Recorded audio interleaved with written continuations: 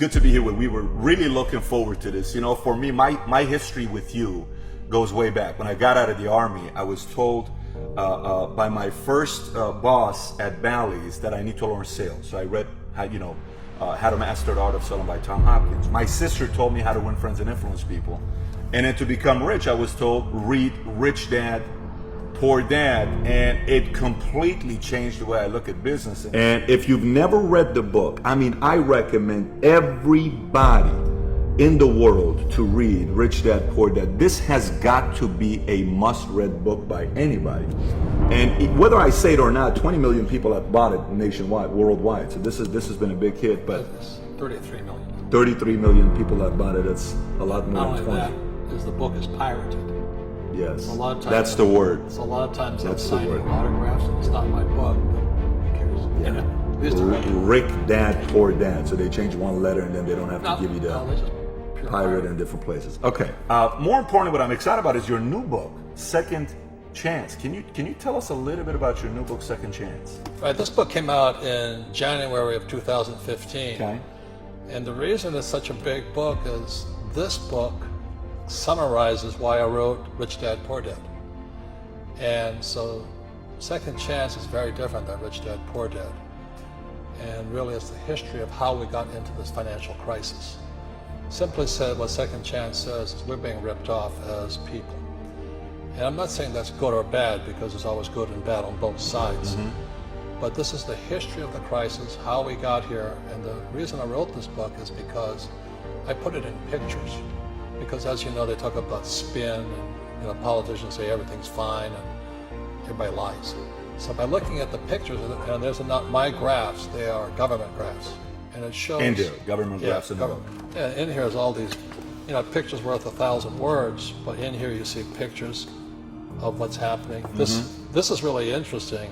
It shows the top 99% taking a hit, and the 1% get richer. And really that's what's going on. Is what started to happen just a few years ago, the 1% got really rich, which is good, but unfortunately the 99% below them took a hit.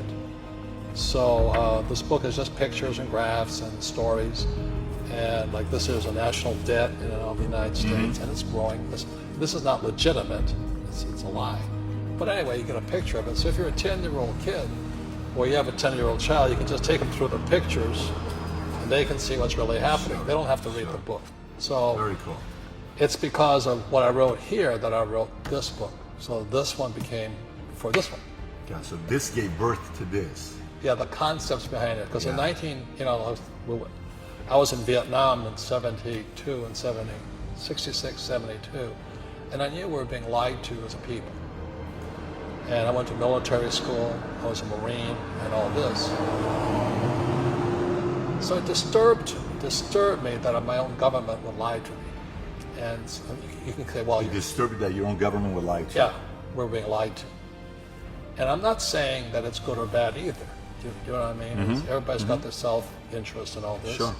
And some guys call me a non-patriot, So look, I went to Vietnam twice, a military graduate, Marine Corps officer, and I'd kill you first. But what pisses me off is these guys don't go to war, call me a coward, call me a traitor. I mean, give me a break. So I have an attitude problem. But anyway, I wrote Rich Dad, Poor Dad because I could see this crisis coming. But I had to tone it down. But now that we're here, this is 1997, mm-hmm. This is 2015. Mm-hmm. A lot of the predictions I've made are now coming true. So people can now see that why I wrote this book is now coming true, if that makes sense. Let's talk about the predictions. You're big on predictions, by the way. Right. And a big part of this book is about Buckminster Fuller. Right. Tell us a little bit about who's Buckminster Fuller. Yep. Buckminster Fuller is best known for the geodesic dome. And he's kind of a whack job, hardcore socialist, good man though. And they called him the friendly genius. I mean, he got a Medal of Freedom from Reagan and all this stuff. So he's a very smart man. Socialist who got a Medal of Freedom from Reagan. Yeah, imagine that. But, and Bucky was a futurist. So I first went to see Bucky's geodesic dome in '67 in Montreal, Canada at the World's Fair. But I never met the guy. So in '81 I did meet him in Kirkwood, California, and the guy changed my life. And I went, holy mackerel. So in 1981, I was an entrepreneur. I was in rock and roll, had bands like Duran Duran, Iron Maiden, Duran I was Duran. yeah, I was in the Police. I was having a great life, you know, sex, drugs, rock and roll. But when I met Fuller, then I realized I had a social responsibility to speak out.